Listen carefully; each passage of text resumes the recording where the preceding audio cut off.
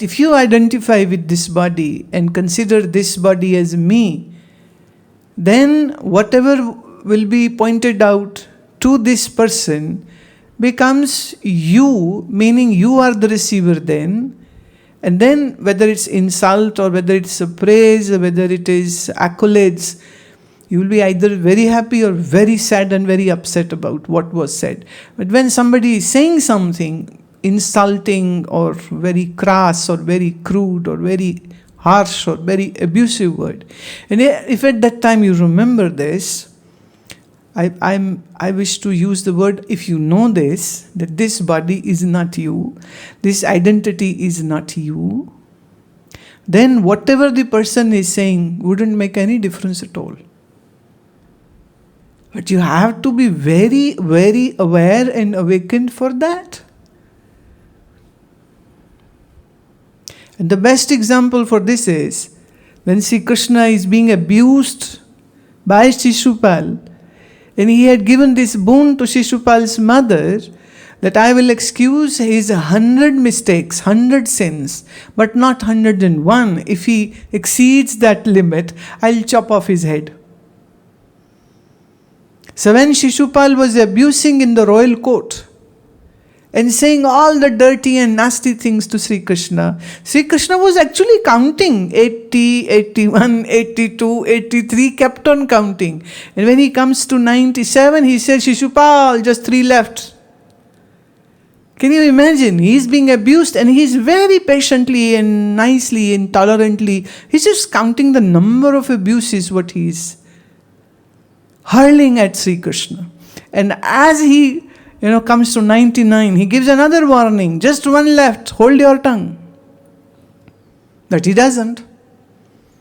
And Shishupal's head is then chopped off. Now you might say, okay, I'll do as Sri Krishna did. Number 1, you are not Sri Krishna. Number 2, you don't have any such power or siddhi with which you have given boon to somebody. Or maybe you do a pact with your near dear ones, I'll excuse your 10 or 20 or 30 or 50. And then maybe, if you don't forget everything when you are being insulted, it's foolish to say, I'll do the way Krishna did. Krishna chopped off his head. I will do the same. Well, you are not Sri Krishna.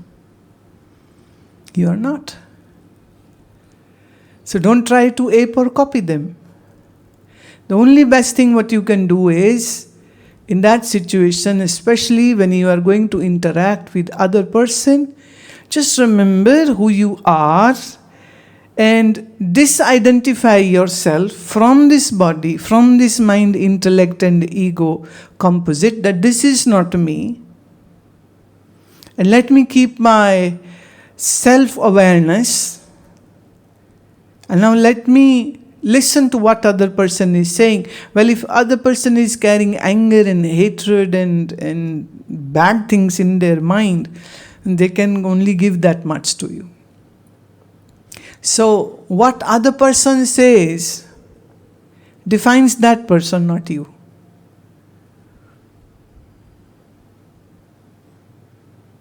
So again I'll say, as when you want to cross the road, you are very cautious, you look left and right, and then cross the road.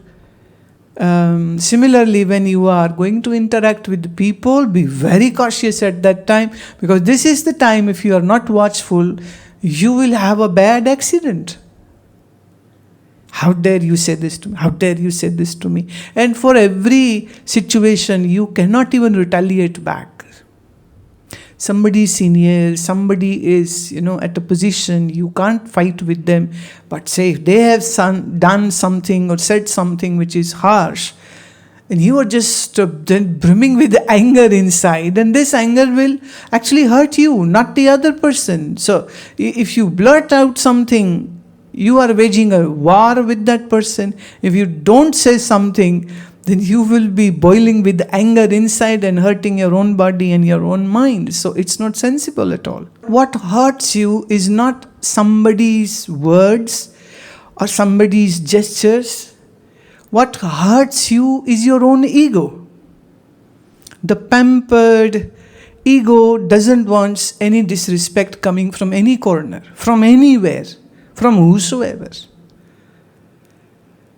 And also because of this identification with this physical body, and your ego is always on that high trip and wants everybody to just respect and love and give good compliments to you. So this expectation brings very difficulty in relating with other people when the other person is not nice. And people can be really very harsh and hard and rude. So we cannot say that now I am upset and angry because of this person. Remember this, you get angry and upset because of your own self only. So this responsibility of keeping your mind peaceful, serene and silent is with you. It's not on any other person. When you say that you made me angry, it's a wrong statement. You were angry because you hold anger in you. Are you getting this? The responsibility of not being angry is on you, not on circumstances, not on people, not on events, not on any individual.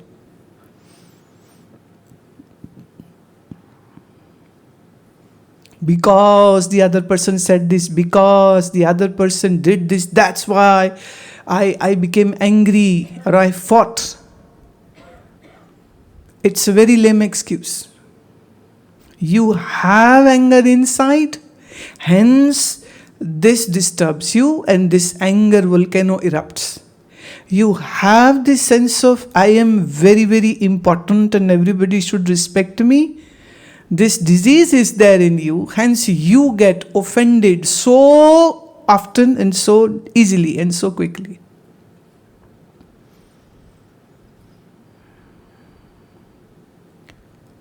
When we don't have any expectation from other and when we don't put ourselves in or at some higher pedestal, then who can insult you? How can that other person make you angry?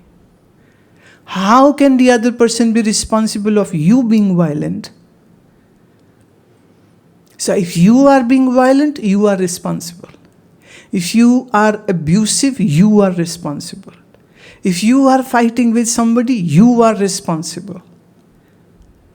So we should accept our responsibility. We should not put it always on others. It's so easy, put it on others. And the best way to keep this awareness intact, the best way is that be observant of your body and be observant of your breath as much as you can.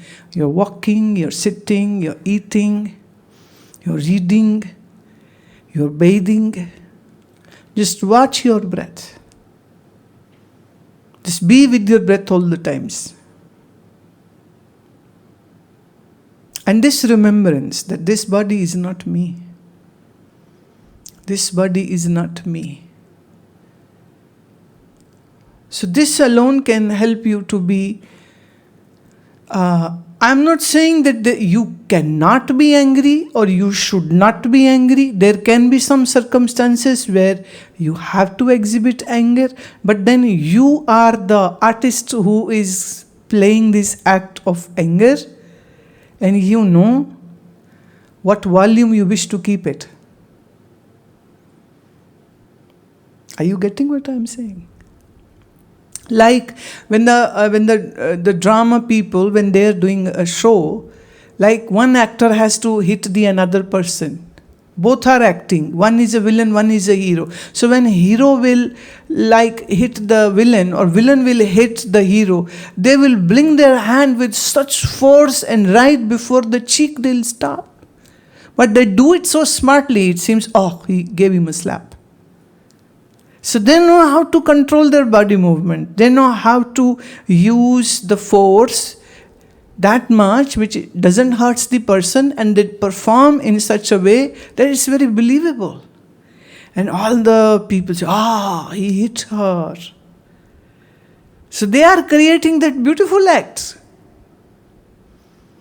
So like if you are a teacher, or you are a senior, or you are at a place where you have to straighten up your juniors or your children or something, it's stupid to say that don't be angry at any time. You have to be angry. Anger is a very big, good tool to create a nice working system. But the anger should not engulf you. You use the anger as a tool. You use it. Not other way around, that anger is using you. This body is me. This education or academic achievements are not mine. These are all of the intellect. So I can't be egoistic for whatever traits the body or the intellect and the mind has it. So keeping oneself aloof and detached from the intellect. Now see, the wonderful thing is this, that this mind is creating the confusions and delusions and anger. And we have to use this very mind to correct it also. What a challenge. Mind alone is stupid, and mind has to be trained to be wise. Now how we do that? With satsang, by listening, by contemplating, by meditating. We are reconditioning our mind. Like we teach small kids, like if somebody gives you something, say thank you. So mother, father, they'll persistently say thank you, say thank you, say thank you. And then child learns, and then in years it comes as very normal. Saying sorry, I'm sorry, saying I'm very thankful again and again. It's like training. So we have to train our mind to be vigilant. And we have to be observant of this mind to see where this mind is creating new bondages. Where this mind goes again back into that confused delirium. And why am I holding so much anger or regret or guilt in the recesses of the mind? So it's very, very important. Go step by step. Don't jump towards the mind first. Use your body, step one. Meaning observe your physical movements very carefully, very watchfully, like you are nodding your head like this. So are you feeling this nod? Are you feeling this yes which you are doing with your head? Right? So being watchful of the body movement. And more important then comes in more deeper practices. You are watchful of the breathing which is happening. It's very strange. The moment you begin to watch your breath, this voluntary exercise of watching the breath will deepen your breath. And it will make your breathing more deeper, more longer. So once you have succeeded here, then comes step 3. You watch your thoughts. If you can do this much, then step number 5. And that is, you are able to watch your emotions. The most trickiest part. Because the emotion come like a earthquake. Suddenly it comes and jolts everything. It doesn't give any forecast. We don't have forecast of, like last night there was earthquake in Delhi and some areas around. But they can say, okay, tomorrow it will be sunny, or it will be rainy, or it will be cloudy. They can give this forecast. But no seismologist can give you the forecast that you will have an earthquake this night. And I don't know why. Nature works very mysteriously. All earthquakes happen at the night time. People are sleeping, earthquake come, people die in that sleep. No forecast. So your emotions are like earthquake. Suddenly it erupts.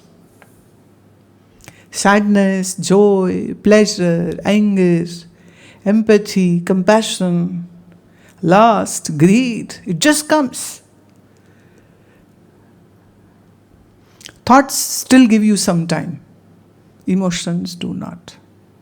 So it's more tricky to be observant of your emotions. So you begin from the body and you have to go up to the emotions.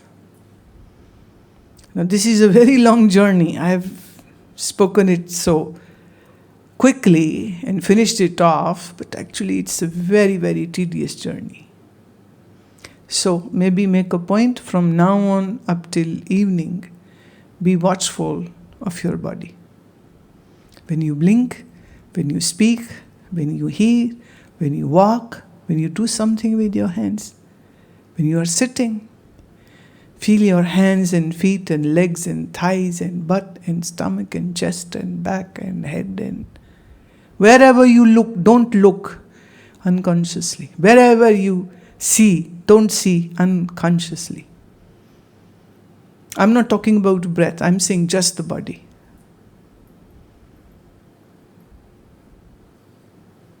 It's going to be very enjoyable if you do that.